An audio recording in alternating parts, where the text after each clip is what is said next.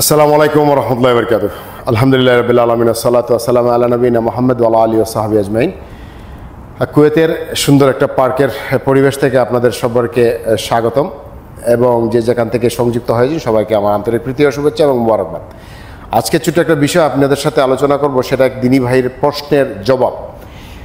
তার দাবি হচ্ছে যে মুহাম্মদ সাল্লাল্লাহু আলাইহি ওয়াসাল্লাম বলেছিলেন যে আমি শেষ নবীর উম্মত, তাই আমাকে ছাড়া তিনি জান্নাতে যাবেন না। তো তারা মনে করছে যে আমরা যাই করি না কেন, আমরা তো মুহাম্মদ সাল্লাল্লাহু আলাইহি ওয়াসাল্লাম যেহেতু এই কথা বলছেন সেহেতু আমরা আমাদেরকে না নিয়ে মুহাম্মদ সাল্লাল্লাহু আলাইহি ওয়াসাল্লাম জান্নাতে যাবেন না।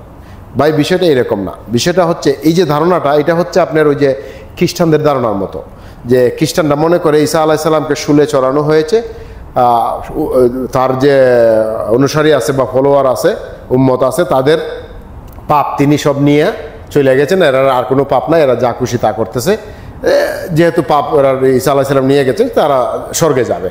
এটা হচ্ছে তাদের ধারণা। আর আমাদের এইরকম না, আমাদের হচ্ছে ভিন্ন।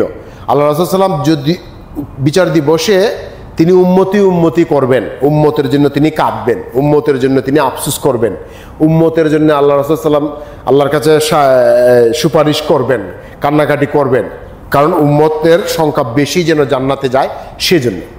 এটা সত্য।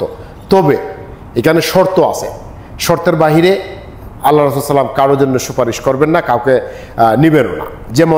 যেমন সূরা মায়েদা 5 নম্বর সূরার 72 নম্বর আয়াতটা আপনি যদি পড়েন এবং সূরা নিসার 48 নম্বর আয়াতটা যদি আপনি পড়েন, পাবেন যে আল্লাহ সুবহানাহু ওয়া তাআলা সমস্ত গুনাহ খাতা মাফ করে দিবেন তিনি চাইলে, কিন্তু শিরিকের গুনাহ খাতা তিনি মাফ করবেন না।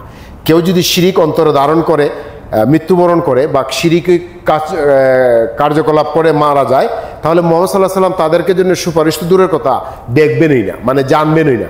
মরার পরে আল্লাহ সুবহানাহু ওয়া তাআলা তাদেরকে আলাদা করে রেখে দিবেন, কারণ তাদের জন্য জান্নাত হারাম। তো মুহাম্মদ সাল্লাল্লাহু আলাইহি ওয়াসাল্লাম কার জন্য সুপারিশ করবেন? মুহাম্মদ সাল্লাল্লাহু আলাইহি ওয়াসাল্লাম সুপারিশ করবেন যিনি যোগ্য ব্যক্তি, কিন্তু কোনো না কোনো ভুল ত্রুটির কারণে হয়তো সে আগাইতে পারতেছে না, তার জন্য তিনি সুপারিশ করবেন।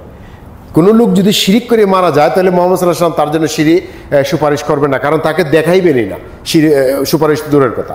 তাই দেখেন, আপনি যদি মন্ত্রী মিনিস্টার কারো দ্বারা চাকরির জন্য ধর্ণা দেন বা কোনো কিছুর অস্তা ধরতে যান বা সুপারিশ করাইতে যান, তাহলে লোকটা কমসে কম কিছুটা যোগ্যতা সম্পন্ন লোক হতে হবে। আপনি একটা স্নাতক পাস একটা লোক চাইছে এখানে, আপনি নিয়ে গেলেন এসএসসি পাস দিয়ে, তার জন্য সুপারিশ করলে কাম হবে না। তো এই জন্যই কাছাকাছি হতে হবে। সামান্য ভুল ত্রুটি থাকলে এটা হচ্ছে ভিন্ন কথা, এই জন্যই সুপারিশ। তো মুহাম্মদ সাল্লাল্লাহু আলাইহি ওয়াসাল্লাম সুপারিশ করবেন, উম্মতদেরকে জান্নাতে নিবেন। কাদেরকে? যাদের আমলে শিরিক থাকবে না। আর মুহাম্মদ সাল্লাল্লাহু আলাইহি ওয়াসাল্লাম, এটা তো হাদিস ভাই, মুহাম্মদ সাল্লাল্লাহু আলাইহি ওয়াসাল্লাম যখন বসা থাকবেন হাউজে কাউসারের সামনে, তখন ফেরেশতারা একদল লোক মুহাম্মদ সাল্লাল্লাহু আলাইহি ওয়াসাল্লাম উম্মতদেরকে শিকল দিয়ে বাইন্ধা জাহান্নামের দিকে নিয়ে যাবেন। তখন আল্লাহ রাসূল সাল্লাল্লাহু আলাইহি ওয়াসাল্লাম জিজ্ঞেস করবেন, দাঁড়া, তুমি তাদেরকে নিয়ে কোথায় যাচ্ছ? তারা তো নামাজ পড়তো, এই যে উজুর জায়গাতে নূর জলজলি করতেছে, সেজদার জায়গাতে জলজলি করতেছে, এরা তো আমারই উম্মত, তুমি তাদেরকে নিয়ে কোথায় যাচ্ছ? তখন ফেরেশতারা বলবেন যে ইয়া রাসূলুল্লাহ, আপনি চলে আসার পরে তারা দিনের নামে ধর্মের নামে বিভিন্ন ধরনের ইবাদত বানাইছে, যেটা তারা সহজ মনে করতো, আপনি যেটা দিয়েছিলেন তা না।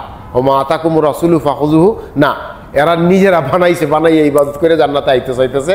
এই জন্যই এরা এটাকে বলা হয় আপনার শরীয়তের ভাষায় বিদআত, অর্থাৎ দিনের মধ্যে নতুন কিছু তৈরি করছে যেটা আপনারা কেছিলেন সেটার বাহিরে। তখন আল্লাহ রাসূল বলবেন যে সোখান তাদেরকে নিয়ে যাও, নিয়ে জাহান্নামে নিক্ষেপ করো। ওরাও রাসূলের উম্মতই, বুঝছেন না? উম্মত ছাড়া তিনি জান্নাতে যাবেন না, কথা সত্য। উম্মতের জন্য কান্নাকাটি করবেন, এটাও সত্য। আবার উম্মতকে কইবেন জাহান্নামের দিকে ফালাও, এটাও সত্য। আবার উম্মতকে চৌকে দেখবেনও না, জাহান্নামে হইয়া রইছে, এটাও সত্য। এরপরে একটা হাদিস শুনে শেষ করি আলোচনা। উম্মতি মুহাম্মদের 70,000 লোক বিনা হিসাবে জান্নাতে যাবে, তাদের কোনো সুপারিশও লাগবে না, যদি আপনি 3টা বা 4টা শর্ত আপনি মানতে পারেন। শিরিক থেকে বাঁচতে যদি পারেন, তকদিরে ভালো মন্দ যদি গণক না দেখান বা কোনো তাবিজ তোমার ব্যবহার না করেন, কোনো কুলক্ষণ না মানেন যে আজকে মঙ্গলবার টাকা দেওয়া যাবে না, আজকে মঙ্গলবার বাঁশ কাটা যাবে না, আজকে মঙ্গলবার বাকি দেওয়া যাবে না, দোকান খালি খুলছি এখনো বাকি দেওয়া, এই যে এইগুলো যদি না মানেন, তাহলে আপনি বিনা হিসাবে জান্নাতে যেতে পারবেন, যেখানে সুপারিশও লাগবে না। তো যেখানে অপশন দেওয়া আছে আপনি এখানে প্রবেশ করেন না কেন?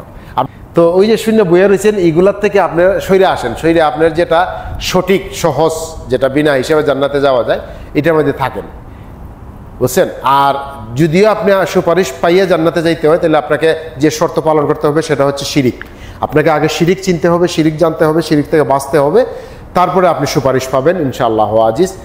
আশা করি আপনার উত্তরটা পেয়ে গেছেন। আল্লাহ সুবহানাহু ওয়া তাআলা সবাইকে বুঝার তৌফিক দান করুক, আমিন। ওয়া আখিরু দাওয়ানা আলহামদুলিল্লাহি রাব্বিল আলামিন।